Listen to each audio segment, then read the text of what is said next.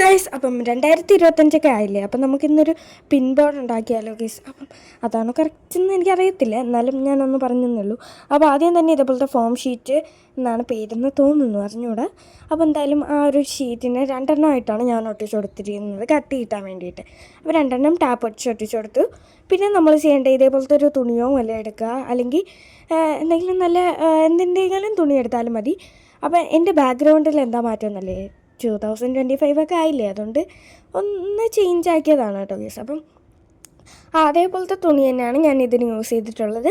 ഇവിടെ വീഡിയോയിൽ കാണുമ്പോൾ ഇത് കുറച്ച് ഡാർക്ക് കളറായിട്ട് തോന്നും, ബട്ട് ഇത് ഭയങ്കര ലൈറ്റ് കളറാണ്, ഒരു പിങ്കിഷ് കളറാണ് കേട്ടോ ഗൈസ്. അപ്പം എന്തായാലും ഞാൻ അതൊക്കെ ചെയ്ത് അതിന് ബുക്കൊക്കെ ബൈൻഡ് ചെയ്തെടുക്കില്ല, അതേപോലെ നമ്മളൊന്ന് ബൈൻഡ് ചെയ്തെടുക്കുക. അപ്പം ഞാനിവിടെ ടാപ്പാണ് യൂസ് ചെയ്തിട്ടുള്ളത്, അല്ലെങ്കിൽ നിങ്ങൾക്ക് മുള്ളാണി വെച്ച് ചെയ്യാം, അല്ലെങ്കിൽ നിങ്ങൾക്ക് ഗ്ലൂ ഗണ്ണൊക്കെ വെച്ച് ചെയ്യാം. ഞാനിവിടെ ടാപ്പാണ് എടുത്തിട്ടുള്ളത്, ക്ലിയർ ടാപ്പ്.